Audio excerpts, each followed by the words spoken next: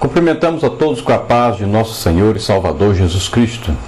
Estamos iniciando mais um programa da Escola Bíblica Dominical, a EBD na TV. Nós estamos nesse trimestre estudando sobre as promessas de Deus. E nós temos aí como tema do trimestre as promessas de Deus para a sua vida. E o texto do tema é: não temais, Deus vos tem dado um tesouro. Gênesis 43, 23. A nossa lição de hoje fala sobre a nossa ida para o céu. E o título da lição é a lição número 12, diz: a promessa de nossa entrada no céu. E nós vamos falar dentro deste tema, e temos aí como texto áureo: mas a nossa cidade está nos céus, donde também esperamos o Salvador, o Senhor Jesus Cristo. Carta do apóstolo Paulo aos Filipenses, capítulo 3, versículo 20. E a nossa verdade prática diz o seguinte: a expectativa de irmos para o céu não é uma atitude escapista quanto a esta vida. Ela vem da certeza da realização do propósito de Deus para os salvos. Então nós vamos falar da realidade que é o céu e da nossa ida para o céu. É evidente, nós não estaremos falando aí sobre esse céu que nós vimos aqui, nem mesmo sobre o céu onde os astronautas já foram, onde está ali a lua, o sol. Não estamos falando desse céu hoje, mas estamos falando da morada de Deus, que na literatura judaica e, segundo acreditamos, é onde a palavra de Deus nos fala sobre o terceiro céu, onde o próprio apóstolo Paulo diz que esteve, onde o apóstolo João diz também que teve e recebeu aí revelações, tanto Paulo como João. Então nós vamos falar sobre o céu, morada de Deus. Então nós não estaremos falando hoje sobre algo fictício, não estaremos falando aí sobre uma utopia, sobre uma coisa imaginária, mas sobre a realidade deste céu, onde nós estaremos brevemente, e todos aqueles que aceitaram Jesus como Senhor e Salvador. A nossa leitura bíblica, ela está registrada na Palavra de Deus, na carta do apóstolo Paulo aos Filipenses, no capítulo de número 3, do versículo 13 ao versículo 21.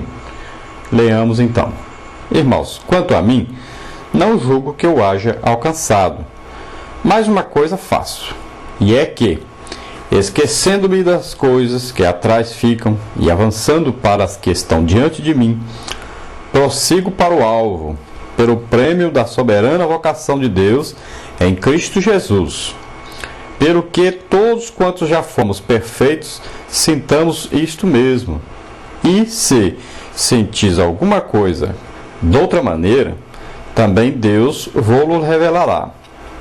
Mas naquilo a que já chegamos, andemos segundo a mesma regra e sintamos o mesmo. Sede também meus imitadores, irmãos, e tende cuidado, segundo o exemplo que tendes em nós, pelos que assim andam. Porque muitos há, dos quais muitas vezes vos disse, e agora também digo, chorando, que são inimigos da cruz de Cristo. O fim deles é a perdição. O Deus deles é o ventre, e a glória deles é para a confusão deles mesmos, que só pensam nas coisas terrenas. Mas a nossa cidade está nos céus, donde também esperamos o Salvador, o Senhor Jesus Cristo, que transformará o nosso corpo abatido para ser conforme o seu corpo glorioso, segundo o seu eficaz poder de sujeitar também a si todas as coisas. Glória a Deus. Então vimos aí uma maravilhosa palavra de Deus, um trecho da maravilhosa palavra de Deus, onde aprendemos muito. E nós vamos exatamente falar sobre esse tema que está contido nesse texto, que fala para nós sobre o nosso corpo mortal, que vai ser transformado num corpo imortal, nosso corpo corruptível, que será transformado em um corpo incorruptível, nós que temos um corpo terrestre, teremos um corpo celeste. Nós temos um corpo material, teremos um corpo imaterial, um corpo espiritual.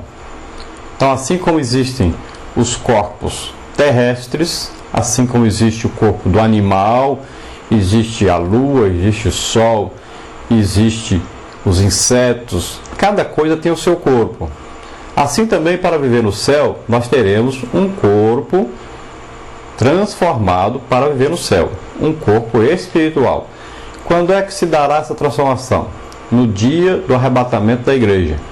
Quando Jesus vier buscar a igreja, o nosso corpo será transformado imediatamente quando ele vier nos buscar, no momento, e a Bíblia diz, no abrir e fechar de olhos, que a palavra diz átomo, que é mais rápido que o abrir e fechar de olhos, e então nós seremos transformados imediatamente em um corpo espiritual, um corpo celeste, subiremos ao encontro do Senhor.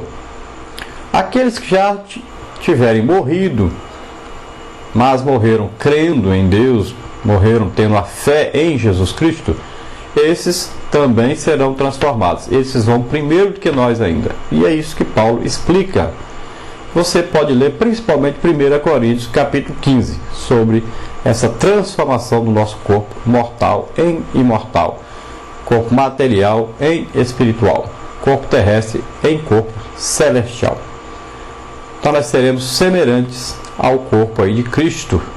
Pode ver que quando Jesus ressuscitou, ele apareceu aos discípulos, até comeu com os discípulos e de repente desapareceu. Ele entrou na sala, ninguém sabe como, e saiu, ninguém sabe como. Então tinha um corpo espiritual e tem esse corpo espiritual e nós seremos semelhantes a ele. Glória a Deus.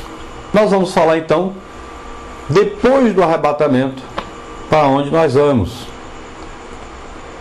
E esse é o tema então da nossa lição de hoje, falando sobre o céu, a morada que Deus preparou para cada um de nós.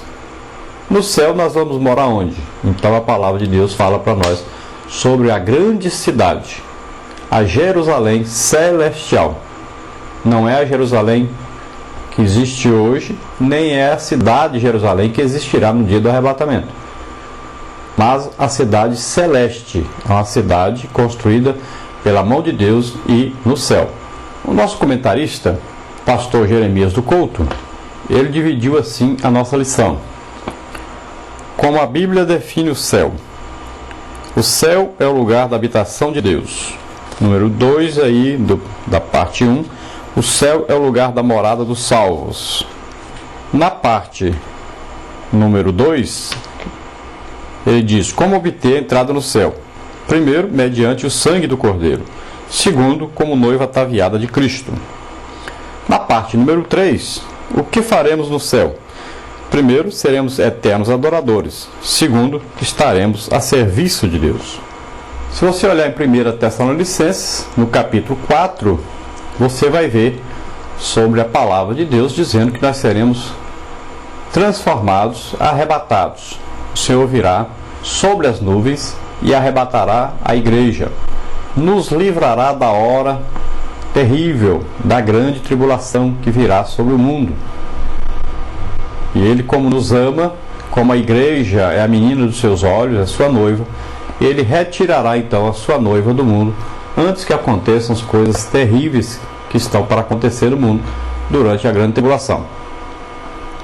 E é assim que a palavra de Deus nos explica, nos ensina.